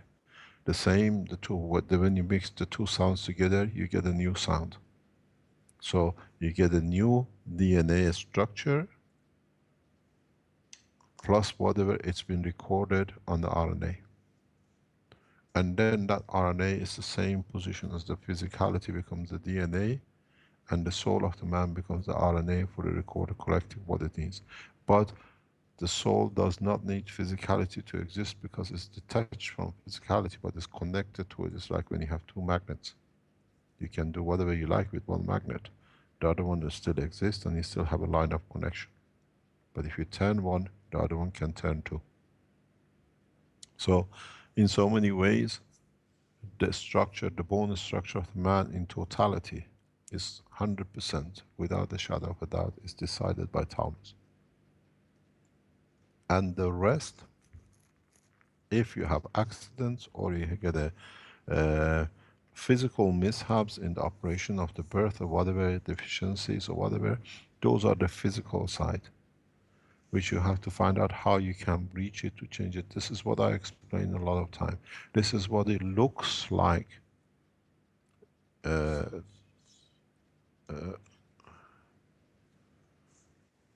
sound is, we are getting cut off. We are getting heavy. Have you got the line? Sound okay. So we try to find another operation to cover the sound in the coming days. There's no problem.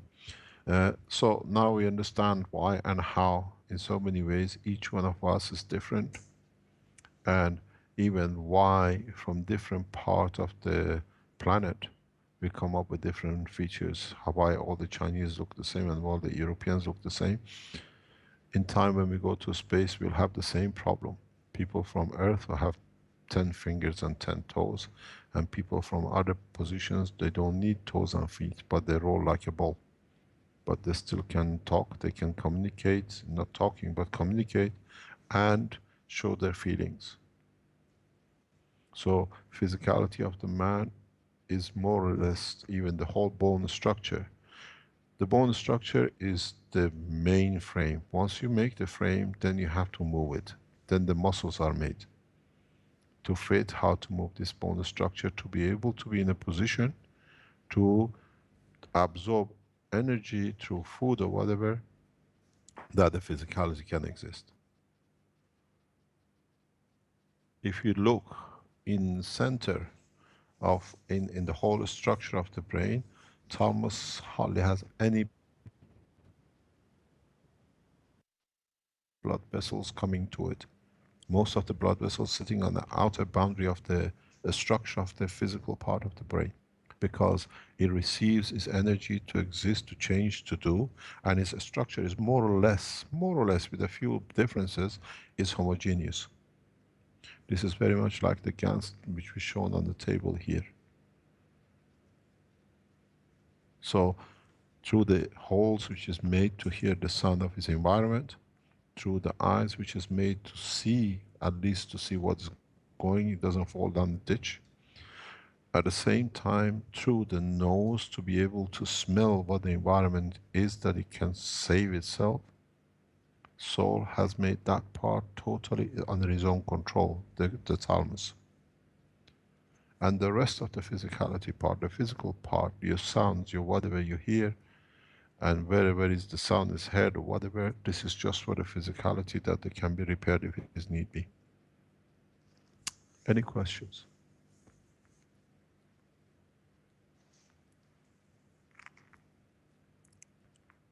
Thank you for all that, Mr. Kesh. That was enlightening. I think Sandor is might have a question here. He's writing in the chat. He says, what is the operation of the cerebellum? Nothing to do with the operation of the bone structure and the thalamus. It's auxiliary.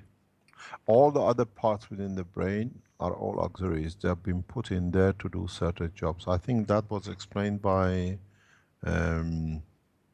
earlier.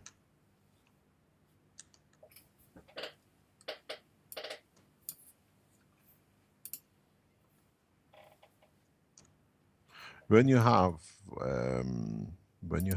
all these muscles, when you have all these tissues, when you have all the organs, and all of them have physical conditions to be protected, to be changed, to be reprocessed, to have a lifespan, you need a huge brain, huge computer. And that's where it comes into operation. That's got nothing, this is all to do, all has to do with physical part of the body.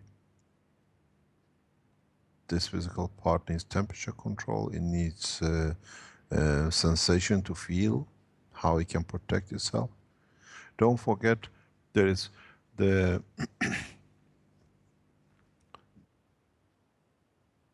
the skin of the man is just it as it regenerates itself, and the way it does as a nano layer, all needs controlling continuously, and this is all done by the server. Everything you see which is changeable, the recycling process is controlled by this section. That's why it's so big. Because the skin has to be always the same color, the same thickness, the same position, distance from the bone, and all that for every single cell on the body. It's not random. Nothing is random. Everything is controlled. And you need such a huge computer to control such a huge organization. Every drop of liquid in your body, every drop of every single cell of your stomach, your heart, your all the organs, they just don't get created just because they happen to be there. They are controlled, they are replaced, they are repaired, and this is all done by that part of the brain. That's got to do with the physical part, it's got nothing to do with the emotional part. Mr. Kesh, I had a question regarding the thymus and the environment specifically around the thymus gland. Thalamus. Yeah. What's the With classification? What does Calcification. calcification? Yeah, Calcium. nothing. It just happened for a certain reasons, because you have very little amount of it in thalamus. But repeat the question because that we are not able What to is hear. okay. What is Yeah, the question is from Jack H. What is the calcification of thalamus? of thalamus? Okay, very easy. You have a brain, you have a bone structure, which is exactly like the structure of the one we talked about, the um, fibra in the other bone structures. As the material comes in, as the bone structure is used from the brain, from the liquids, this carries with itself its own immune system and is connected to the calcium of the brain or calcium of the skull, and this, as it goes through the body, it reaches the thalamus too. There is something very interesting you got to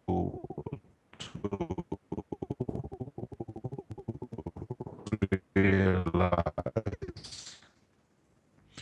The brain, this is what I've taught somewhere to some medical people a few months ago.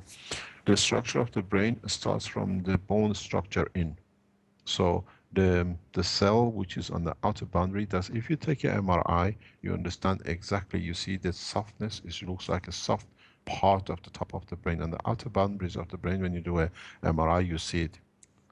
That part, that cell, which is, let's say, created on the direction of the, let's say, your upper arm, it goes in through to become part of the thalamus.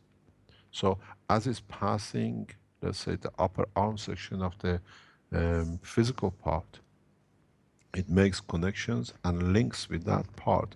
That when it becomes part of the thalamus, the energy, the gravitational field, magnetical field which creates, matches to the environment which has gone through. So this becomes the connection between what the emotional part wants to the part which physically exists. That, let's say, emotionally you want to cuddle your child. To cuddle the child, you need to raise your arm or to stick your hands out. The information comes from as the cell moves from the outer boundary of the brain, that cell, that part of the physicality of the brain which has gone through the arm section of your body, when it reaches thalamus, becomes part of it, because then it's homogeneous. It's very much like a bone marrow. It carries everything, becomes one. That becomes the link between your emotional part and your upper arm. So then it's easy, it's matching. It's like you make a magnet for wood, you make magnet for plastic, because it's the same length. So as the cells come through the outer section of the brain into the center of the brain to become part of the thalamus, they pass different part of the physicality part of the brain. And then when they reach the thalamus to become part of itself, to become one,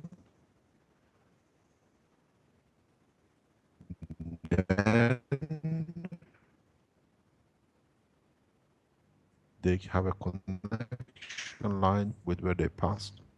And that's how the connection is made. You want the arm to be stretched out, it stretches out. You want to cry, you cry, because the nerve system goes through. You got to see why the inner ears are placed so much in the inside of the brain where they are. Everything has a reason in a conjunction in what the emotional part can do. So in that process, as we said in the last talk, as the lymph go through the bone structure, and as they become part of the immune system, they all carry calcium, because they go through the calcium. And it's the same thing with the brain structure, with the skull of the man. The outer as the skull, that produces materials to keep the shape of the skull, to keep the bones of the skull. These calciums with these cells which have become part of the body gradually sink in and become part of it, because then they protect it from what it is and they become a connection between the physicality and the emotional part.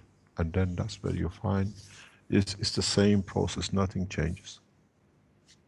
But then you work in the direction of the plasma, you don't need any vein. That's why we don't see blood. You can cut a brain, there is no need, because brain, especially in the emotional part, works only through plasma transfer information, what it receives and what it reduces, and in what level it sends gravitational magnetic fields out for the rest of the physicality to interaction with, and that becomes the information. This is why with ILS we have fairly good understanding of it, we're understanding more and more. Because when emotionally you're rejected, emotionally you fail twice, you don't want to exist. What do? You send the information to physical part, that's it, we are shutting down. It's your job to start the process. Then the physical part, through regeneration of the cells, what it has to be done, which section to be disconnected, sets up the scene for the order which has come from the boss. There is something very important which is is in the book number 9. It's called the structure of the soul of the man, which applies to all the souls in the universe. There are positions where the soul decides to end the physicality. Because of what his soul is aware in the dimension, in interactions with the other souls. So that determines, the soul determines the end of a life in physical condition. This is beyond understanding of the man, but in so many ways, when the soul detaches itself from physicality, the physicality has to end up its life. This is something which a man has not understood because it's beyond his intelligence. So as much as you can decide to kill yourself physically, or the body decides through degeneration to degenerate, to die, the soul has the same access. So it's not because of, but in knowing why is to happen through the interaction of the souls with the other souls. This is what I was explaining to knowledge seekers recently. I've never seen somebody doesn't seen your uncle. To me, your uncle is a stranger, but to you is an uncle, it's a telephone number connection. And this telephone number connection has a direct access to everything. It's like a SOS line. So when the soul decides in some cases to end up the life, soul has the same access as the physicality decides to jump off a cliff. It's for the separation of what is to happen, and the body, the soul does not want to be involved in it. Next question. How can this wish be reduced? The death wish to be reversed, you have to do what we do with ILS and in MS cases, as we're learning more and more. Let me explain to you something very clear. Even though we have all the knowledge, we have to understand the working of the physicality of the man. And translating the full knowledge back is the hardest part, because man keeps on changing, evolves.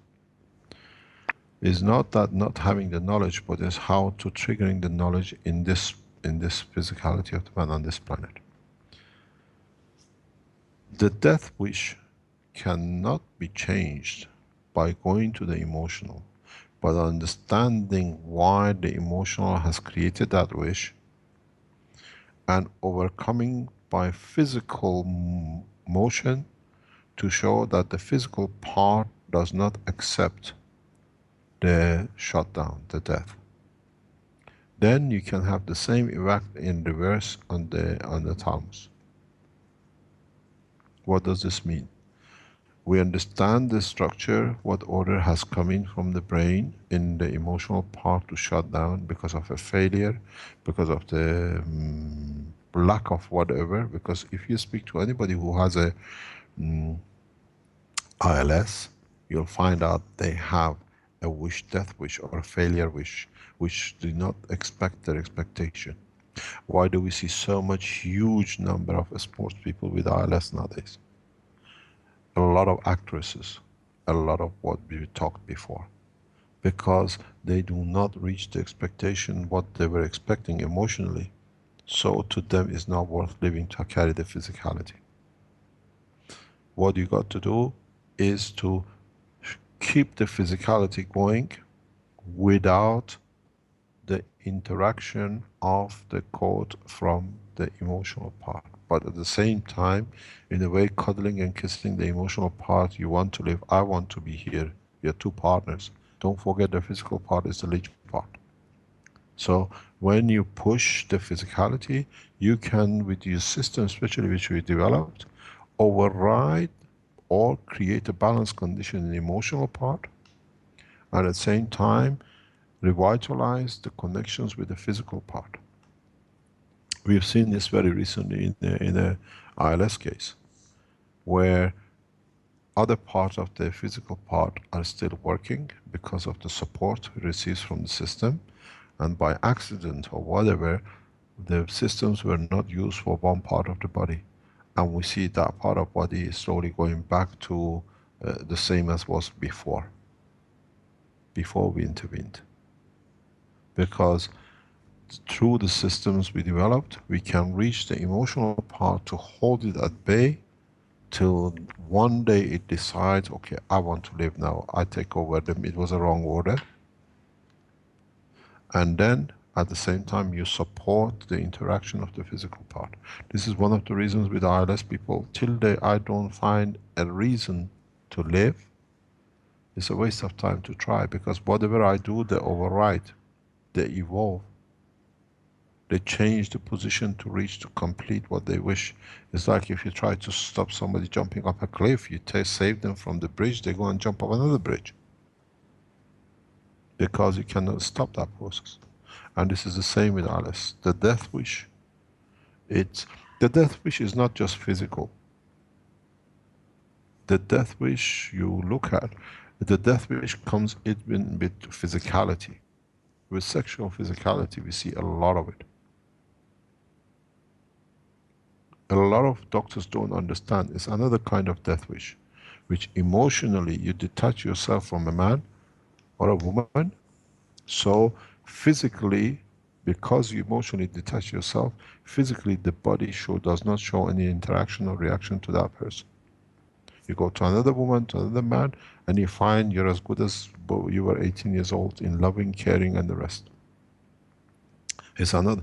The emotional suicide is very much directed and controlled by the person, not through the emotional part.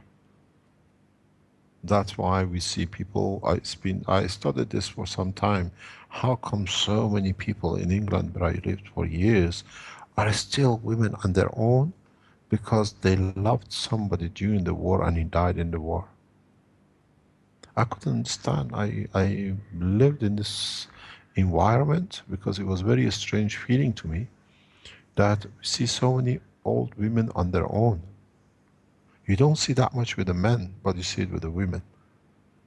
And when you talk to them, they speak about the love they had with the man, or he was married and they went to the war and died 40 years ago. The war is already over for 60 years, but they're still there.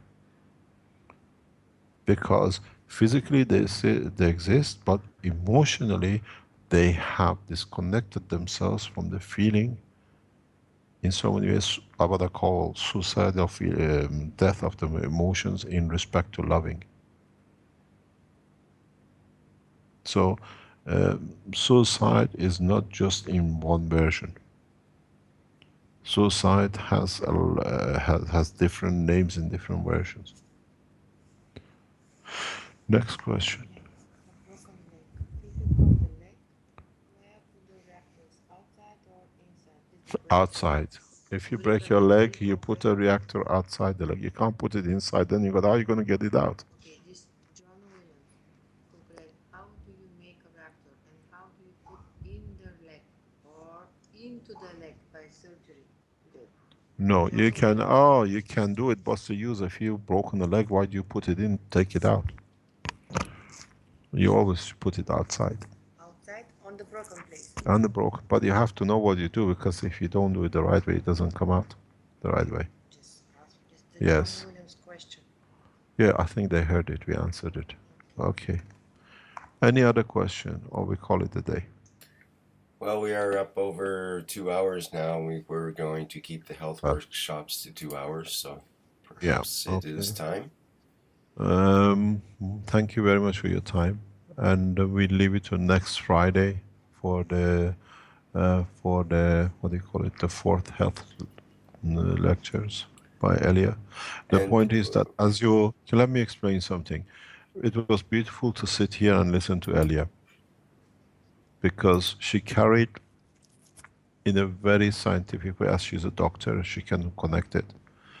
And in a way, when she speaks, she spoke to start to speak. We go to the beginning of the session, speaking about the emotional part and everything else, because we discussed it yesterday. To her, she understands, she sees as a medical doctor. And it must have been a lot of shock to a lot of people hearing her explaining this is the emotional part, because this is unknown. So this is the way that our teaching is going to be. We teach the experts that they can translate the knowledge in the language of the others in their level to understand. And we start doing more and more of this as we gather more, time to do these things. So these kind of interactions with the expert, with the scientist, will increase more. We announce very soon a new development in the same direction too. In the space and agricultural side. And I thank Elia for such a wonderful presentation, explanation, and all the pictures. She made everything very clear the way I tried to explain to her in past couple of days.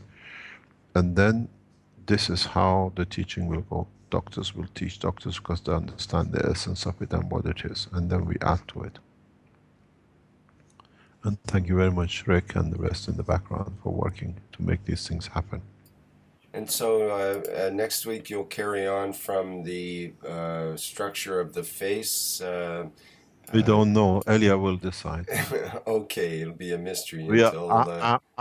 I'm a puppet in the box. They take me out, and then when they finish, they put me back in the box. She decides what comes out of the box. Right. Okay, So well, I'm sure that'll come up on the live stream feed. The same time. Whoa, you're breaking up there. That's I can't hear what you're saying. Try it again, please. Sorry, Mr. Kesh.